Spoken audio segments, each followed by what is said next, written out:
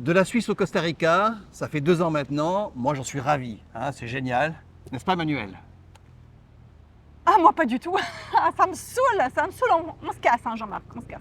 Ok. Non, mais c'était une blague. C'était une blague. En fait, aujourd'hui, on aimerait vous parler de notre expérience, justement, de ce départ de l'Europe, il y a maintenant 2 ans, avec notre enfant, nos 2 chats, nos petites valises, notre expérience, le bilan, etc. Mais on va peut-être déjà commencer par le début, parce que beaucoup de gens nous demandent, en fait, pourquoi vous êtes parti? Pourquoi tu es parti, Jean-Marc?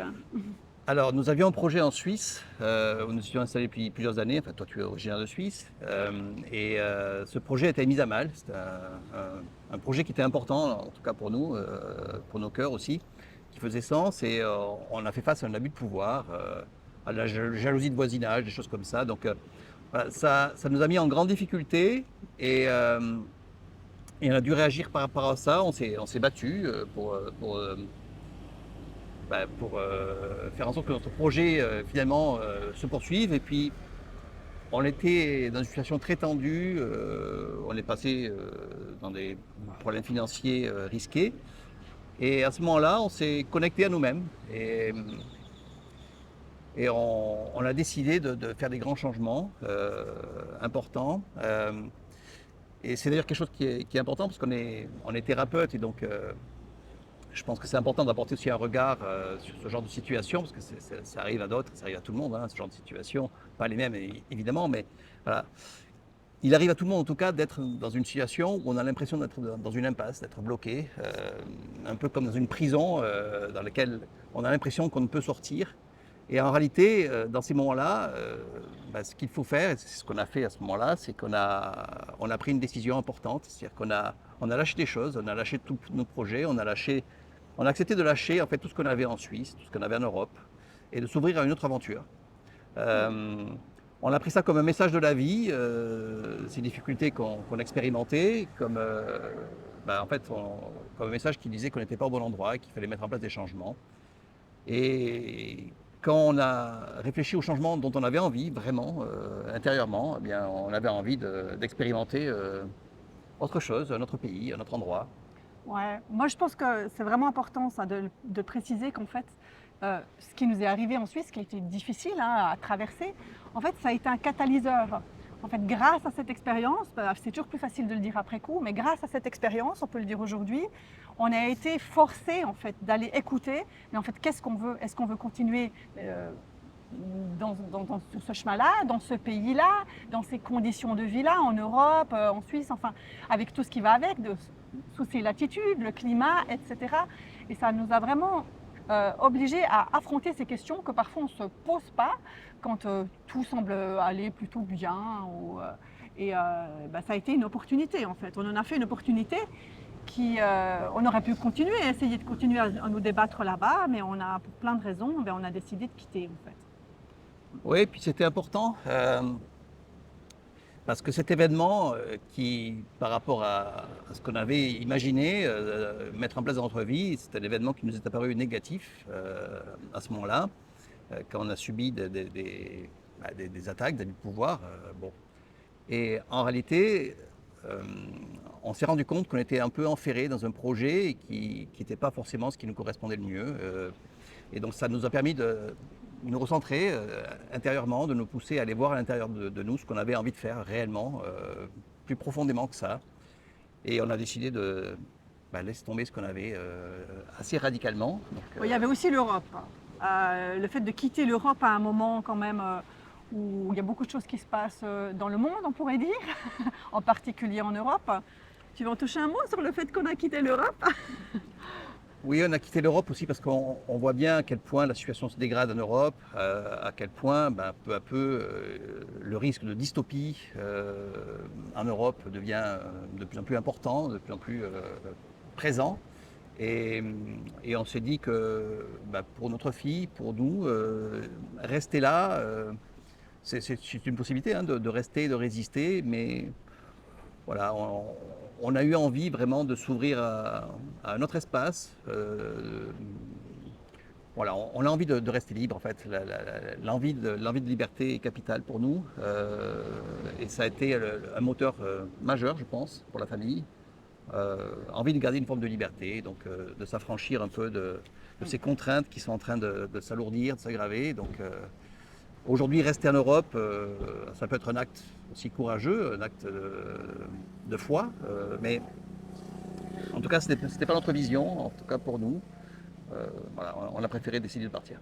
Oui, puis on avait vraiment cet élan de vivre une autre aventure aussi, cette dimension de changer de culture, changer de cadre en fait. Ça aussi, c'est toute une déconstruction, mais à quelque part, c'était aussi, il y avait comme cette envie de découverte. Et ben, la question qui vient maintenant, c'est pourquoi le Costa Rica? C'est la question que vous nous posez aussi souvent. Alors Hein. juste avant, tu me permets, mais je vais remercier quand même toutes ces personnes mal Ah ouais. intentionnées qui nous ont poussés à partir, parce qu'en fait, ils nous ont objectivement aidé à avancer dans notre vie, à faire un bon choix pour nous, parce qu'on est en réalité très satisfait de ce choix. Et donc merci à vous. On ne vous remercie pas pour le comportement, on vous remercie pour l'intention qui est plus élevée et que vous ne percevez pas en vous, mais merci parce que ça nous a obligés à faire des choix qui ont été sains et heureux pour nous. Oui, c'est vraiment ça en fait. C'est voir le cadeau caché derrière l'événement. Et en fait, on a pris notre courage de main pour affronter et pour et en fait aller chercher ce qui nous convenait. Et donc on a opté pour le Costa Rica. Ouh, il y a un truc qui m'est tombé sur la tête. On est sous les cocotiers en Ça fait. s'appelle un Donc, papillon, je crois. tant que c'est pas une noix de coco, ça va. Donc on a opté pour le Costa Rica, donc bien loin évidemment de l'Europe, hein, continent américain. On n'était jamais allé, ni toi ni moi, enfin en vacances, mais on n'était jamais allé longtemps sur le continent américain. Non. Donc une toute autre énergie, toute autre chose. On est entouré d'assez peu d'Européens finalement. Alors pourquoi le Costa Rica? Pourquoi as-tu eu envie, Emmanuel, de venir au Costa Rica? Ben, il y a différents éléments. J'ai vu des documentaires sur le Costa Rica. Il y a des personnes qui m'attirent qui habitent ici. Et quand j'ai vu la beauté du pays, enfin, il y a eu quelque chose de... Je me souviens de ce soir où je suis venue vers toi au salon. J'ai dit ah, et si on partait au Costa Rica? C'était bien avant la décision de partir, etc. Mais je sais pas, j'y ai senti quelque chose un vent frais, quelque chose de libre. Ici, la nature règne en maître. C'est un joyeux bordel. Mais justement, le joyeux bordel permet peut-être de se reconnecter au vivant. En tout cas, en ce qui me concerne, il y avait, je pense, un appel d'aller vers quelque chose de moins carré, de moins réglementé, de moins structuré, parce que j'ai bien intégré le cadre, le contrôle et tout ça. Et puis cet appel de peut-être aller me découvrir ou nous découvrir dans un espace plus libre, plus nature, avec une nature... quand on le vit, on va y revenir, mais qui n'a pas que des côtés c'est joli, c'est exotique. Hein. Il y a le côté brutal, parfois violent de cette nature. Et je pense qu'au-delà des réponses conscientes que je pourrais amener, il y a aussi tous les éléments inconscients, tout un appel intérieur de venir sur cette terre en fait. Moi j'ai senti que la Suisse, qui est quand même mon pays de naissance, n'était pas une terre qui m'avait soutenue jusque-là, pas réellement on peut dire. Et il y avait besoin de changer de terre. Donc l'Europe, ce n'était pas une option, donc on a cherché autre chose. On avait envie, je pense, au fond de nous, de sortir de la phase des apprentissages, parce que quand on est face à des difficultés, en fait, c'est une phase d'apprentissage, c'est avant tout, quand on le regarde avec du recul. En fait, on avait besoin de ces apprentissages, donc ce qu'on a vécu en Suisse, je pense, c'était nécessaire pour nous, ça nous a beaucoup appris, moi je suis très satisfait. Même si ça nous a paru violent et dur à l'époque, mais je suis aujourd'hui très satisfait de ce qu'on a vécu. Mais ici au Costa Rica, on avait envie vraiment d'être détendu, libre. La liberté, je pense que pour nous, c'est quand même très important. C'est un pays libre, alors je parlais de dystopie tout à l'heure, hein, Emmanuel, avec l'arrivée de l'IA, de la robotique, les risques de dystopie, c'est-à-dire de vivre dans un monde terriblement difficile à affronter, augmente, et notamment dans les pays les plus soi-disant civilisés, c'est-à-dire les plus organisés. L'avantage du Costa Rica, et une des raisons qui m'a fait choisir, parce qu'il y a d'autres possibilités pour nous, c'est le fait que c'est déjà aussi un État relativement faible, assez chaotique, assez désorganisé, et donc paradoxalement, ça présente des avantages, et l'avantage, c'est qu'il y a des risques de folie moins importants, en fait. Finalement, l'aspect chaotique nous protège de ça. Et puis il y a la beauté évidemment, il y a la beauté, il y a l'océan. On est ici au bord de l'océan Pacifique. Bon, très honnêtement, c'est magnifique, hein, c'est un endroit qui est très très beau. Donc là, on est sous les cocotiers, dans un endroit qui est un peu une plage de rêve, mais c'est juste à côté de chez nous. Et voilà, donc la présence de la nature, le fait qu'il y ait aussi une communauté francophone assez importante dans la région nous a attirés. En fait, ça fait partie des éléments qui étaient importants pour nous. C'est ça, donc nous on a vraiment opté pour un côté très nature, donc là il y a aussi un endroit assez touristique pour le coup, mais là on commence aussi la saison des pluies, donc il y a plus grand monde.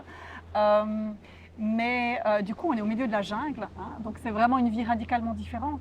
On aurait pu opter pour la capitale, ce qu'on n'aurait pas fait, on n'est pas venu au Costa Rica pour aller dans la capitale. Donc on se retrouve face à nous-mêmes aussi dans une jungle, dans une nature qui parfois est confrontante, notamment en saison des pluies, et il y a les animaux, etc. Il y a les scorpions qui entrent, les grosses bestioles, les grenouilles, enfin, les tarentules dans la maison, n'est-ce pas Emmanuel? Donc il y a quand même des choses qu'il faut vivre, puis en même temps on peut se fantasmer et projeter des grosses peurs, et au final quand on les vit ça va. Mais c'est vrai qu'il y a une nature ici qui est extrêmement puissante, et je pense que ce pays, c'est un pays, et on le voit avec tous les expats, parce qu'on est dans une communauté d'expats, qui appelle quand même les gens, sans même le savoir, à venir se poser et se transformer de l'intérieur. Pour moi, c'est une terre, alors déjà, il y a le côté sismique, hein, il y a sans arrêt des tremblements de terre au Costa Rica, qu'on ne sent pas forcément, mais la terre, elle bouge. Et du coup, on est en mouvement, quoi. Il y a des gens qui viennent en vacances ici, hein, et il faut qu'on revienne là-dessus, hein. Vivre dans un endroit, être en vacances, c'est deux choses complètement différentes. Ça n'a rien à voir. Quand on vit ici, on est pris par la terre, évidemment, et avec tous les bons et les moins bons côtés, on pourrait dire. Et ici, ça bouge. Et pour moi, c'est une grande... Surtout avec des contraintes qui ne sont pas du tout les mêmes. C'est ça. Vous avez les contraintes culturelles diverses, ne serait-ce que sur l'alimentation. Vous arrivez au Costa Rica, l'alimentation n'a plus rien à voir. Ouais. À vrai dire, la première fois qu'on est arrivé, qu'on s'est installé, on a été déjà venu au Costa Rica, mais on avait... manger dans des restaurants, dans des hôtels, voilà. Et là, vous vous retrouvez à faire la cuisine vous-même, donc il faut aller faire vos courses vous-même. Et puis, quand vous rentrez dans un magasin d'alimentation ordinaire au Costa Rica, vous découvrez que pour l'occidental, c'est un peu compliqué de trouver de quoi se nourrir correctement, on va dire. Mis à part le rayon de soda et le rayon de chips, en fait, c'est compliqué. Et donc ça prend du temps de découvrir à quel endroit on peut trouver les produits adéquats, etc. Parce qu'on finit par trouver et s'organiser. Donc il y a un aspect d'acclimatation qui est long. Ça prend à peu près 6 mois pour bien comprendre un peu les mécanismes. En gros, pendant 6 mois, quand vous expatriez, quel que soit le pays, je pense, mais surtout quand il y a un écart culturel très important, c'est à peu près ça. Il faut à peu près 6 mois pour commencer à se sentir vraiment bien installé avec ses petites habitudes, parce qu'on a tous des petites habitudes qui rendent la vie plus confortable en fait. Et donc cette espèce de confort, pour trouver des solutions, pour se détendre complètement, en tout cas, ça prend 6 mois à peu près. Ouais, en tout cas, je pense que ça dépend des personnes, et c'est important de dire que c'est pas un processus facile, parce que quand on en parle aux gens en Europe, souvent ils disent « Ah mais tu as de la chance ». Bon déjà non, c'est pas de la chance on se l'est créée. Il y a ce goût de l'exotisme, ce fantasme de s'installer dans un pays exotique. Oui, effectivement, il y a de la beauté. Oui, on a les singes dans le jardin. Oui, les toucans. Les colibris. Les colibris, tout ça. Hier, j'avais le choix entre un colibri et un toucan. Ouais, c'est juste. J'étais dans la piscine en train d'observer les deux. Ouais. C'est vrai que c'est très très beau. Et du coup, ça nous connecte intérieurement à quelque chose de puissant. C'est splendide, mais attention, c'est pas la réalité du quotidien n'est pas à fantasmer. Comme je le disais, la terre, elle nous fait bouger de l'intérieur. Je pense que le Costa Rica, c'est un pays de grande transformation intérieure, sans qu'on le sache. Et il y a beaucoup de gens, on le voit parmi aussi nos amis, nos relations ici, qui vivent comme une initiation en arrivant. Donc il y a des difficultés avec les maisons, d'une façon ou d'une autre, il y a des difficultés, des fois c'est compliqué. Les Costariciens ne nous ont pas attendus en fait pour arriver, donc ils nous voient parfois aussi un petit peu comme des machines à cash. Donc il y a toute la finesse culturelle à comprendre.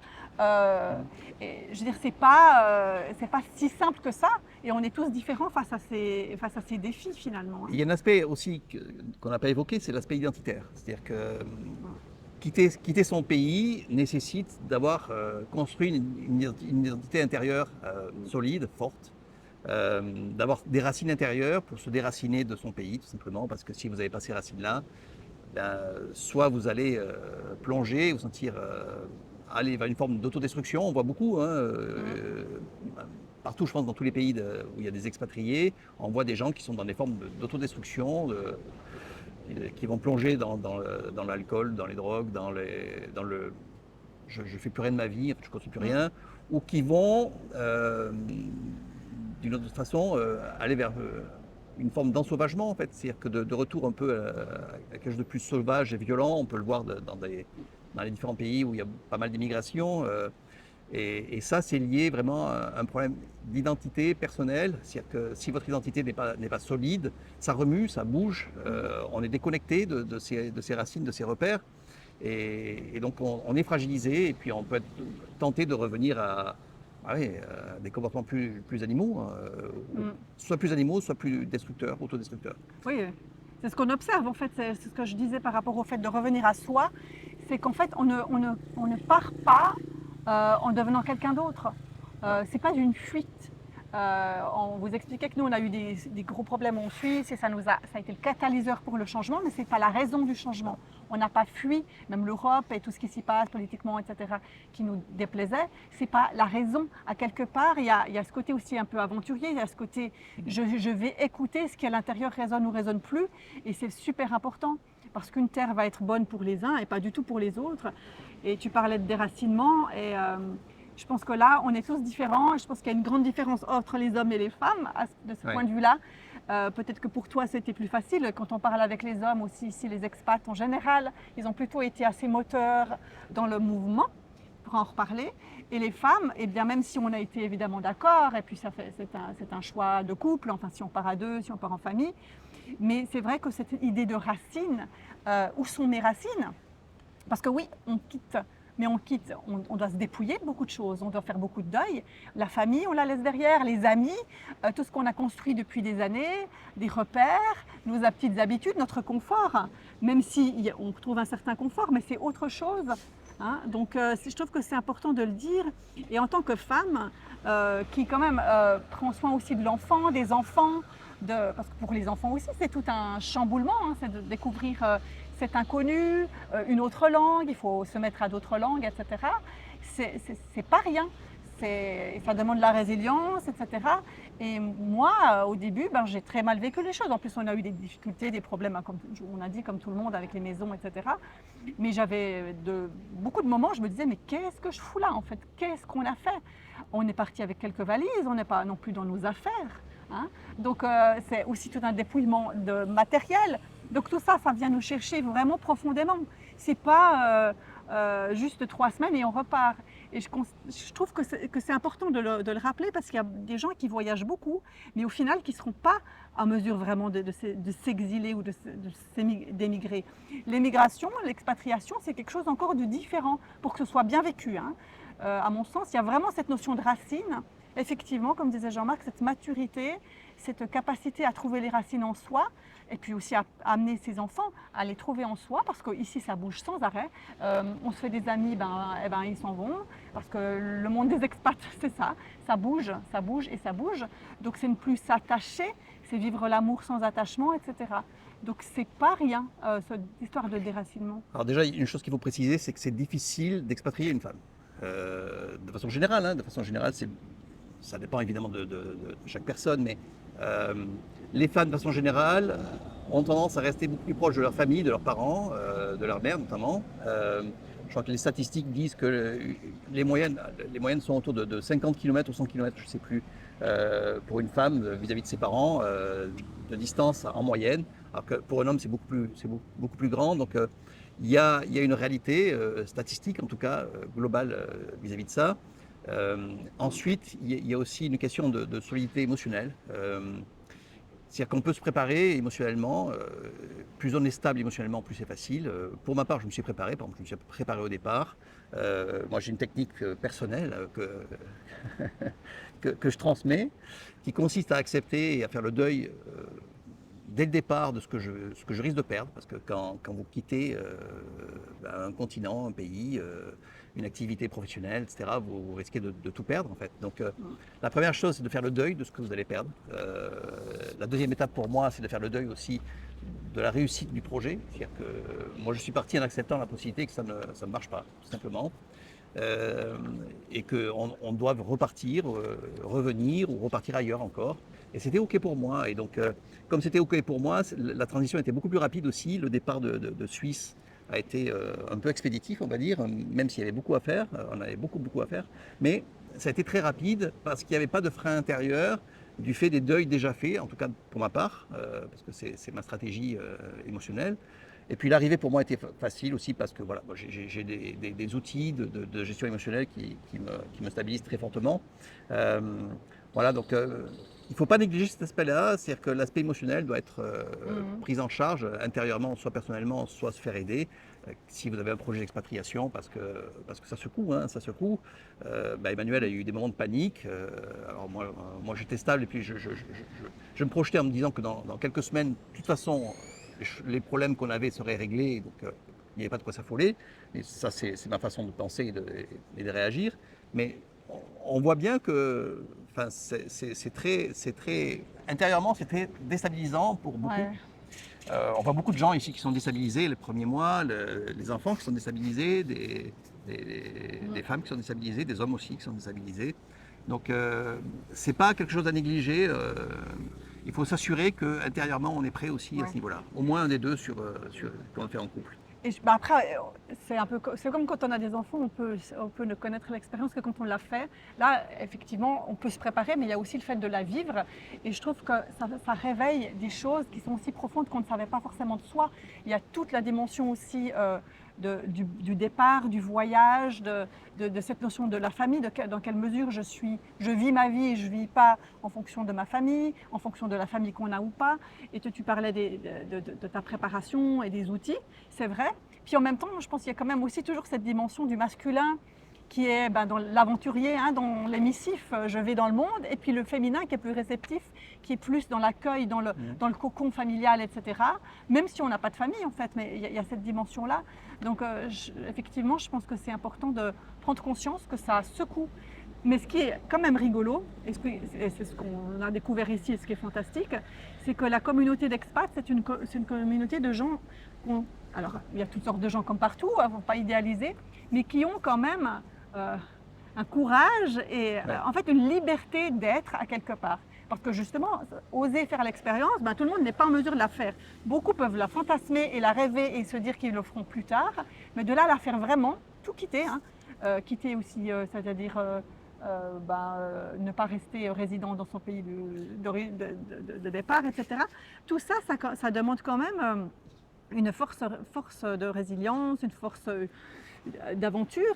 Et puis, ce que je voulais quand même juste encore dire, c'est que ce qu'on constate, c'est que les expats, une fois qu'ils ont fait le premier pas, à le grand voyage, ce que je disais, ça bouge beaucoup. Ils se sentent beaucoup plus libres ensuite de suivre les élans. Si ça ne convient pas, c'est pas que c'est un échec, c'est juste que c'est plus le bon endroit et on va ailleurs. En fait, il n'y a pas de problème. En fait, c'est pas mon Dieu, j'ai raté quelque chose ou c'était pas bien.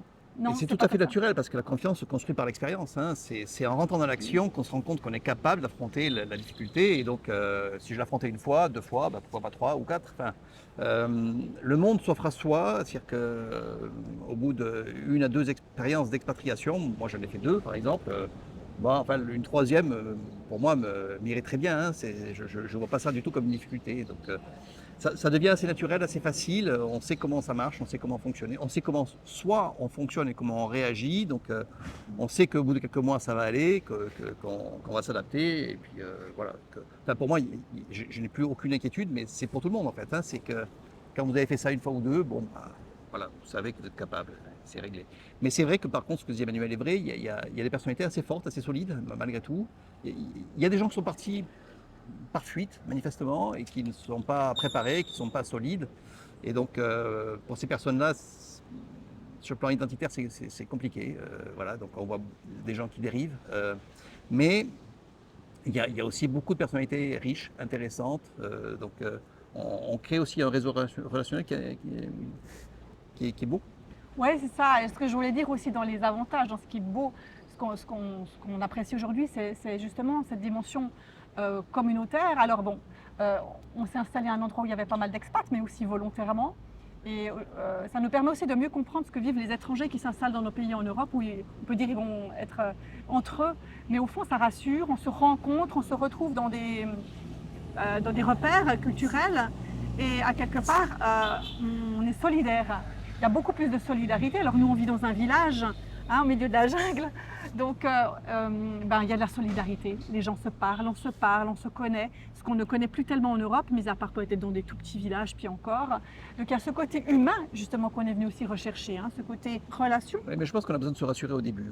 Assez vite, c'est pas ça qui prédomine. Assez vite, ce qui prédomine, c'est de se retrouver culturellement, principalement, avec des visions communes, des constructions communes, des pensées communes. Donc, je pense que ça, c'est beaucoup plus important que l'aspect sécurité et entraide, même si c'est vrai que c'est Mais parce que ça c'est nourrit le agréable. lien, ça nourrit le lien. Oui, En oui. fait, la solidarité, ça veut dire qu'on s'intéresse les uns aux autres, en fait. Il y a quand même quelque chose de l'ordre de je ne vais pas te laisser tomber au bord de la route, tu es en Ouais. panne, puis s'il est panne de voiture, c'est toute une histoire. Donc on va se soutenir, mais se soutenir dans le sens où voilà, il y a du lien qu'on a envie de créer parce que les gens qui font cette expérience, ils ont aussi cette soif, quand même, d'humain, quoi, de quelque chose de beaucoup plus humain, Oui, quelque part. Ouais. oui, oui. Oh, c'est riche, en fait, humainement c'est riche. Donc, enfin, si vous souhaitez faire une expérience d'expatriation, oui, si vous êtes prêt intérieurement, solide émotionnellement, vous allez avoir de belles aventures, de belles découvertes. Pour moi, c'est aussi une source d'apprentissage très importante, découvrir notre culture, c'est-à-dire que ça permet de prendre du recul sur sa propre culture, sur sa propre identité, de la regarder avec un... Quand on commence à regarder l'autre culture de l'extérieur, eh bien, on peut aussi regarder la sienne propre, regarder les siens qu'on voit dans le pays d'origine, qu'on voit aussi ici, installés. Et donc ça donne du recul sur sa propre culture, donc c'est aussi très riche dans cette dimension-là, sur le plan de la compréhension, de la richesse identitaire. Enfin, en tout cas, moi, ça m'intéresse. Ah oui, c'est ça, parce on s'est quand même installé dans un pays qui n'est pas le nôtre, donc il y a l'apprentissage de la langue, le fait d'aller vers l'autre aussi. Et je pense qu'aujourd'hui, alors on n'est pas parfait en espagnol, mais on se débrouille déjà mieux qu'au début. Surtout toi. On connaît mieux les codes de tout Ouais. culturel, et ce serait beaucoup plus facile d'aller s'installer à un endroit où on est moins entouré d'expats. Je pense qu'aujourd'hui, on pourrait plus facilement même changer de pays et aller vraiment au contact complet et total des locaux, hein. Oui, mais après, on n'aurait pas aussi... Il nous manque créer la dimension de partage culturel. Aussi, et c'est une réalité. En fait, je pense que c'est important de s'en souvenir, ouais, qu'on ne perd pas notre repère. Et dans la durée, ça me paraît plus important dans une expatriation. On a besoin de ces échanges culturels. Alors, Ouais. certains peuvent vivre assez isolés parce ils ont besoin plutôt de vivre une forme d'intimité familiale ou même individuelle. Mais en dehors de ces quelques rares cas, je pense assez particuliers quand même, de personnalités qui peuvent vivre comme ça totalement isolées, sans cercle autour d'eux, on a besoin d'échanges culturels, voilà, avec des gens avec lesquels on trouve des connexions. C'est possible avec des locaux, hein, évidemment, mais c'est plus compliqué, c'est plus difficile, ce sera plus rare en fait. Donc la sélection des individus est plus difficile.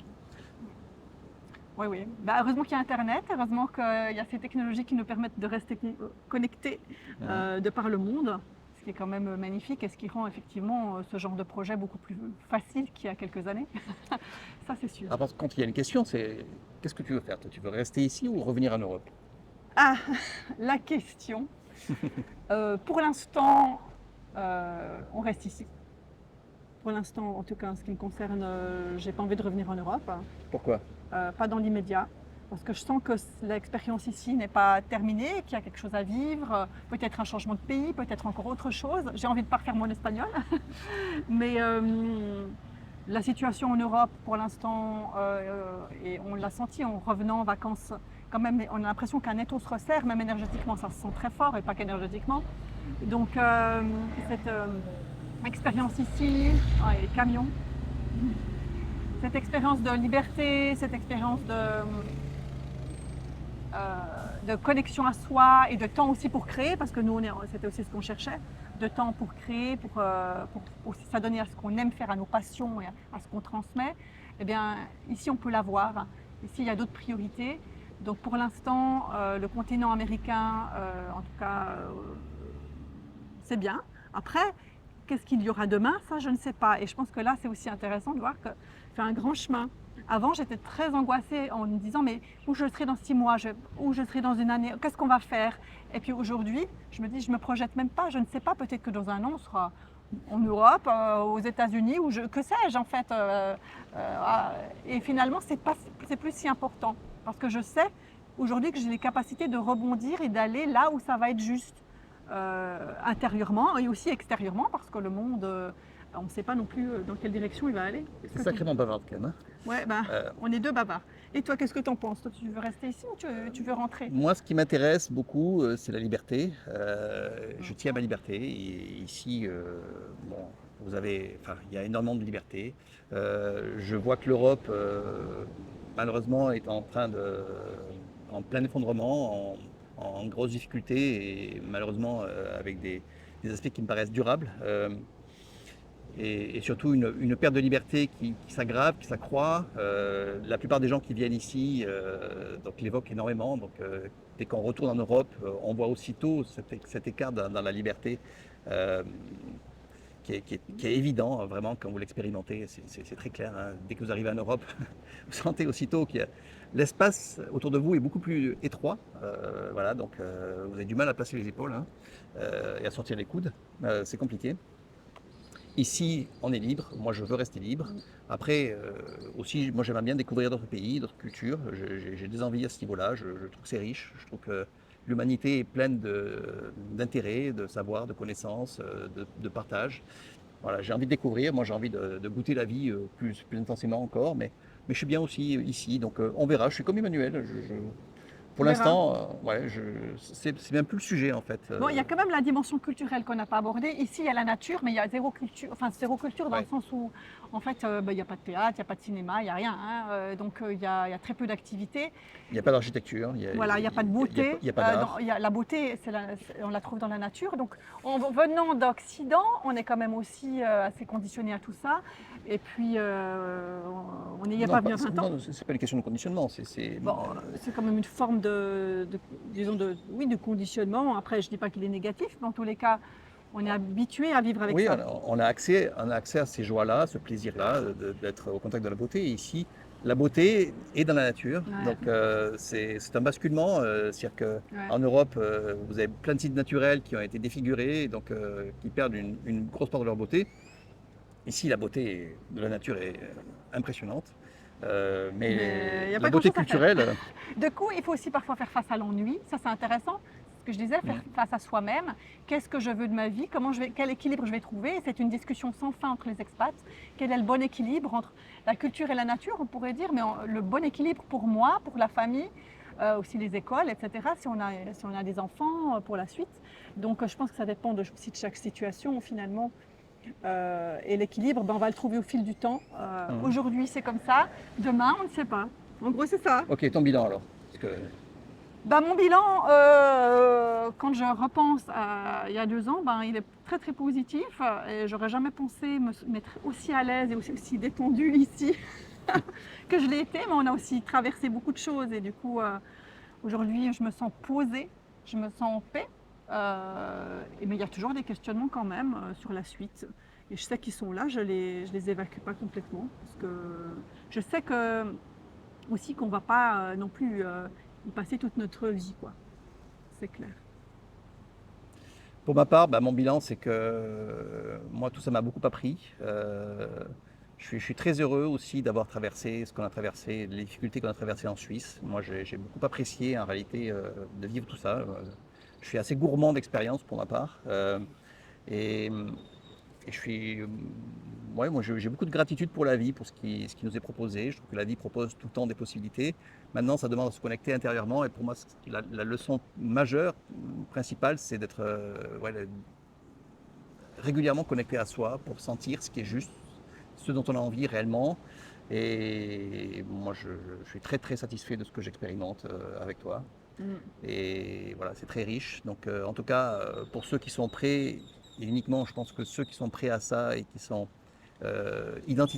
sur le plan identitaire, sur le plan émotionnel, prêts à ça, oui, quitter l'Europe me paraît une bonne idée aujourd'hui.